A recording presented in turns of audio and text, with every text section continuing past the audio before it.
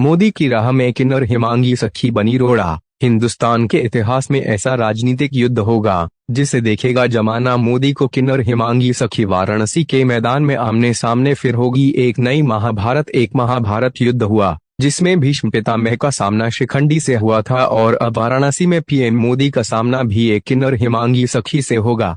फर्क इतना ही है कि महाभारत में खूनी महाभारत थी और यह राजनीतिक महाभारत है। पहली बार हिंदुस्तान के इतिहास में ऐसा राजनीतिक युद्ध होगा जिसे जमाना देखेगा। दाद देनी पड़ेगी हिमांगी सखी को कि एकमात्र उसने पीएम के सामने चुनाव लड़ने की हिम्मत की। अब हिमांगी सखी द्वारा मोदी जी के सामने ऐलाने जंग का बिगुल बजा देने से वाराणसी और यूपी की 10 दिशाएं सावधान हो गई हैं। मोदी जी का वाराणसी से यह तीसरा चुनाव है, जबकि हिमांगी सखी का पहला, और वह भी लोकसभा चुनाव। तमाम पार्टियों के राजनीतिक योद्धा स्तब्ध हैं कि अब क्या होगा। वाराणसी के लोकसभा चुनाव में मोदी जी के सामने उतरने की हिम्मत अब तक कोई नहीं कर सका, लेकिन अब एक किन्नर ने चुनौती दी है। जैसे महाभारत में भीष्म पितामह को भी एक किन्नर ने ही चुनौती दी थी। यहाँ एक और बात यह है कि हिमांगी को यदि हिंदू महासभा ने खड़ा किया है तो तय रूप से भाजपा और हिंदू महासभा के बीच दरार है। प्लस किन्नर हिमांगी सखी, जिसे हिंदू महामंडलेश्वर ने ही मोदी जी के सामने चुनाव मैदान में उतारा है। हिंदू जिसके दम पर मोदी जी अब तक हुंकार भरते आए हैं, अब एक हिंदू किन्नर ही मोदी जी का सामना करेगा। चूंकि उसके पीछे हिंदू महामंडलेश्वर खड़ा है और अब ऐलान के बाद यूपी तथा देश भर का किन्नर समाज हिमांगी के लिए एकजुट होकर वाराणसी कूच कर रहा है। हिमांगी 12 अप्रैल को अपना चुनाव प्रचार शुरू करेंगी। इससे पहले वे काशी विश्वनाथ के दर्शन करेंगी। मतदान 2 जून को होगा। प्लस इस चुनावी जंग में अनायास ही महाभारत युद्ध याद आ जाता है, जहां भीष्म पितामह का सामना शिखंडी से हुआ था।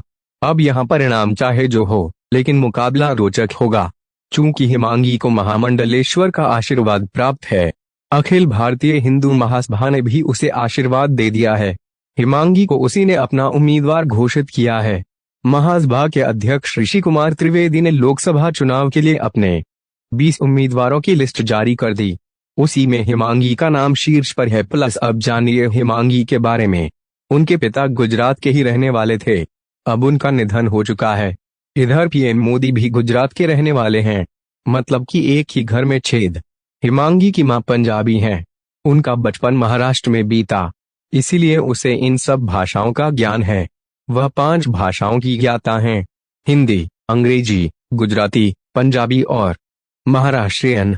और इन सब भाषाओं में उसकी जबरदस्त पकड़ है। वह इन सभी भाषाओं में भागवत कथा सुनाती आई है। उनके कई वीडियो सोशल मीडिया पर वायरल होते रहते हैं। उसके फैंस और फॉलोअर्स लाखों में हैं। वह कई फिल्मों में भी काम कर चुकी हैं। हिमांगी ने अब तक मॉरीशस, सिंगापुर, बैंकॉक तथा देश भर में कई जगहों पर भागवत कथा सुनाती आई है। प्लस हिमांगी को 2019 में पशुपतिनाथ पीठ अखाड़े ने महामंडलेश्वर की उपाधि दी थी। यह अखाड़ा नेपाल में है। हिमांगी ने पहली बार जुबान खोली और कहा कि सरकार अर्धनारीश्वर को भूल गई, इसीलिए वे मैदान में उतरी हैं। अर्धनारीश्वर अर्थात शिव। आज देश भर में किन्नर समाज सड़कों पर भीख मांग रहा है। वे उसे बर्दाश्त नहीं। सरकार ने ट्रांसजेंडर पॉलिसी लागू की थी, लेकिन किया क्या? आज भाजपा के दरवाजे किन्नर समाज के लिए खुले होते तो इस महामंडलेश्वर हिमांगी को यह कदम नहीं उठाना पड़ता। प्लस जो भी हो, मुकाबला बड़ा रोचक होगा। अब देखना यह है कि मोदी जी की ट्रोल आर्मी और जुबानी हथियारों से लैस भाजपाई सेना किन्नरों से कैसे निपटती है, और निपटती है तो किन्नर समाज उसका क्या